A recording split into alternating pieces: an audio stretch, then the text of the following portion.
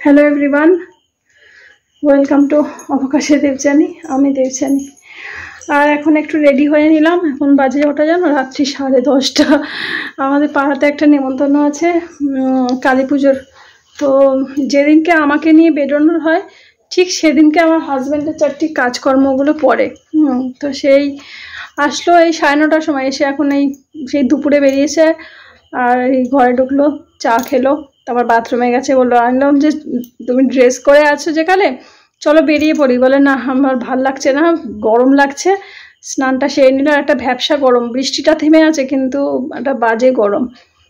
তো এই পাড়াতে কালী পুজো আছে। আমি বললাম তুমি যাও, আমার ভালো লাগে না যেতে।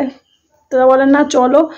তো যে বাড়িতে কালী পুজো হয় আমরা যাই, ওদেরই ঠিক পাশের বাড়িতে, ওই আমার মানে হাজব্যান্ডের বন্ধুদের বাড়িতে। তো ওই দিদির সাথে আমার ভিডিও হয় যখন যাই।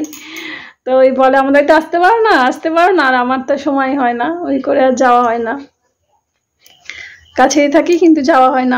আমার তো আর বিকেল বলে কিছু নেই, বিকেল তো চলে গেছে। ওই জন্য আর বিকেলবেলা বলে কি একটু গেটের কাছেও তো বেরোতে পারো, আমরাও একটু রাস্তায় দেখাও হলে একটু কথা টথা বললাম, আর বেরোনো হয় না। দুপুরবেলা খেতে খেতে এত বেলা হয়ে যায়, তারপরে এসে একটুখানি শুই। তো সন্ধ্যা হয়ে যায়, উঠে পড়ি, ব্যাস। গলা মানে পাখাটা বন্ধ করছি না, এই লাগছে। আর আজকে অনেক কাণ্ড হয়েছে। কোথাও বেরোনোর সময় তো জামা কাপড় কিছু খুঁজে পাই না, মানে শাড়ি খুঁজে পাই না। শাড়ি একটা পছন্দ করলে ব্লাউজ খুঁজে পাই না, ব্লাউজ পছন্দ করলে শাড়ি পাই না। তো একটা জর্জেটের একটা শাড়ি, অনেক বছর আগের শাড়ি, ওগুলো পরতাম আগে খুব। ওটার ব্লাউজটা তন্ন তন্ন করে খুঁজলাম, পেলামই না ব্লাউজটা। আর যদি পেতাম হয়তো সেটা গায়ে হতো না। তো এই যে হলুদ ব্লাউজগুলো, তো এইরকম আর একটা হলুদ ব্লাউজ আছে, যেহেতু এইগুলো এদিক ওদিক টুকটাক তবু পরা হয়, তো ওগুলো গায়ে হয়ে যায়। মনে হচ্ছে যেন আমি একটু রোগা হয়ে গেছি, এটাই যেন আমার একটু মনে হচ্ছে, জানি না। তো যাই হোক, আর এই শাড়িটাও অনেক দিন বাদে পরলাম। আগে জানো তো, যখন কলকাতায় যেতাম শাড়ি পরেই যেতাম। শাড়ি পরে গেলে সঙ্গে টাকা পয়সা নিয়ে যেতে টেতে একটা সুবিধা হয়। আর এখন তো শাড়ি পরিই না। তো তখন এইরকম ধরনের ছাপা শাড়ি, এই শাড়িটা না দেখে মনে হয় কি জর্জেটের, কিন্তু এটা ছাপা শাড়ি আর পাটটা এরকম করা। এটারও ব্লাউজ আছে কিন্তু সেটাও খুঁজে পেলাম না, পেলেও সেটার গায়ে হবে না। আর মানে কয়েকদিন আগেই বলেছে, ভুলেও গেছিলাম, কালকে মনে পড়েছি যে ওদের আজকে অনুষ্ঠানটা রয়েছে। তো ব্লাউজগুলো যদি ধুয়ে দিতাম তাহলে পরতেও পারতাম, নাহলে তো অ্যালার্জির মতো হয়ে যায়। ওই আজকে আলমারি গুছিয়েছি, ওই জন্য গলাও ধরে যাচ্ছে বারে বারে, ডাস্ট অ্যালার্জি। দুপুরবেলা একটু ওই ভিক্স না, ওটা হিমালয়ারই ভিক্সের মতো একটা ওষুধ, সেটা খেলাম দুপুরে। আর এই যে রেডি হয়ে বসে আছে, আমার হাজব্যান্ড আসুক তারপর যাব। একদিকে ভালো, একটু দেরি করে গিয়ে একটু ঠাকুরের দর্শন দিয়ে প্রসাদ নিয়ে চলে আসলাম। বেশিক্ষণ থাকলেই না মানুষের মনে যে কত রাজ্যের প্রশ্ন, কত রাজ্যের যে উত্তর দিতে হয়। সেবারেও তো এরকম গিয়েছিলাম, তারপর তো মন খারাপ নিয়ে বাড়িতে এসেছিলাম। তো ওইটাই আমার হাজব্যান্ড বলে, আমি ভাবি যে একটু তাড়াতাড়ি যাব, গেলে সবার সাথে দেখা হবে, কথা হবে। তো ওই হাজব্যান্ড বলে না, দেরি করে যাওয়াই ভালো।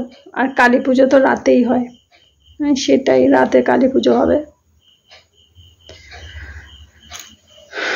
তো এই শাড়িটা অনেকদিন বাদে পরলাম, পরে বেশ মানে লাগছে, মন থেকে একটা শান্তি লাগছে। যাক, অনেক বছর বাদে পরেছি, কবে যে লাস্ট পরেছি মনেও নেই। আগে যখন কলকাতায় যেতাম এই গরমকালটাতে, তখন এরকম ছাপা শাড়িগুলো পরতাম। আর বর্ষাকালে যদি যেতাম তাহলে জর্জেটের থাকতো। আর আমার হাজব্যান্ড আগে কত রকমের শাড়ি কিনে আনতো, একসাথে 2-3টে করে শাড়ি কিনে আনতো। আর এখন আনে নাইটি। আমি বলি যে তুমি শাড়ি আনবে না, তার থেকে নাইটি কিনে আনো, তবু অনেক শান্তি। আর কুর্তি টুর্তি তো থাকে, আমার তো বেরোনোই হয় না, আর লাগেও না। আগে কত শাড়ি, আজকে সব বার করছি আর ভাবছি, যখনই নিয়ে আসতো দোকান থেকে 2-3টে একসাথে শাড়ি নিয়ে আসতো পছন্দ করে। আর এখন তো বারণই করি, শাড়ি কিনবে না। আমাকে যদি কেউ নাইটি দেয় ওতেই আমি খুশি। আগে অনেক ছাপা শাড়িও কিনতাম এই গরমকালটায় যাওয়ার জন্য। আর শাড়িগুলো কিনতাম মানে ঘরে তো পরা যায় না, একটু অন্যরকম, একটু পাড়ওয়ালা এরম টাইপের শাড়িগুলো।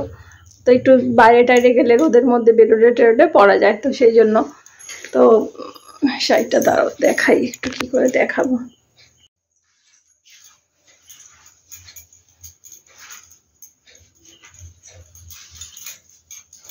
এই শাড়িটাকে এরকম করে পরেছি বলেই হয়তো একটু রোগা লাগছে মনে হচ্ছে, ছাপা শাড়ি তো। আর আগেও বেশ সুন্দর করে পিন টিন করে পরতাম, এখন তো যাওক একটা পরে নিই। সবাই বলতো কি সুন্দর করে শাড়ি পরি, আগে তো বিয়ের পর আমি শাড়ি পরতে পারতাম। একবার পুজোর সময় দিদি এসেছিল, তখন আমাকে, আমি তো যাও কাটতে, পুজোর সময় না, আমরা মনে হয় গঙ্গাসাগর যাবো সেই সময় একটা শাড়ি পরেছিলাম, যাও করে একটা পরে নিয়েছিলাম। প্রথমবার গঙ্গাসাগর যাওয়া, আমার বোনের হাজব্যান্ড আর বোন বলো তখন একদমই ছোট্ট, 2 বছর বয়স।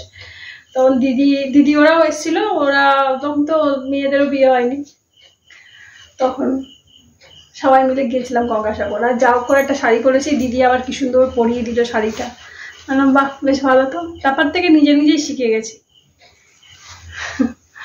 তো এখন যাই, রেডি টেডি তো হলাম, ও আসুক তারপর বেরোবো। সমস্ত পুজোর আয়োজনের জিনিস নিয়ে আসা হয়েছে, দেখি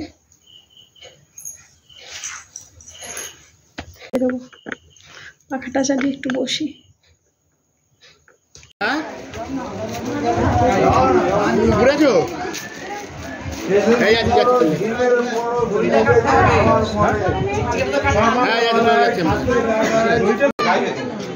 দিদিদের বাড়িতে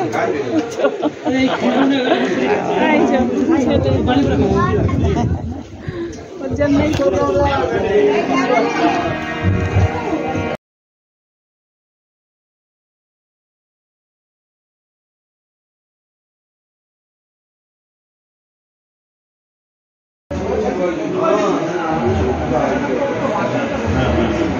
গেছি ওদের বিয়ে বাড়ি ওখানে অ্যাটেন্ড করেছি।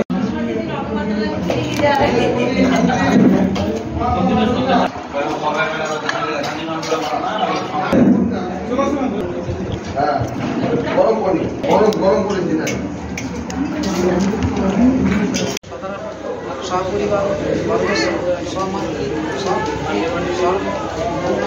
রমণার্থী পরমৈশ্বর্য ধন্য বৃদ্ধি ধর্ম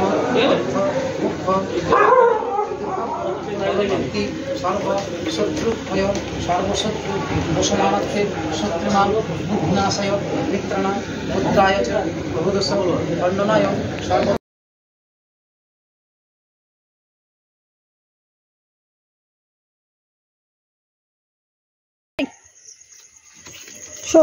জলে ঝাঁপিয়ে এসছে নাকি দুজনে, কি করছে দেখো, মনে হয় গঙ্গায় নেমেছিল, গঙ্গা বলছে নদীটাই নেমেছিল, ঢং করছে ঢং। আমাদের দেখে লাফালাফি শুরু করে দিয়েছে। হয়েছে হয়েছে, চলে আয়, যা।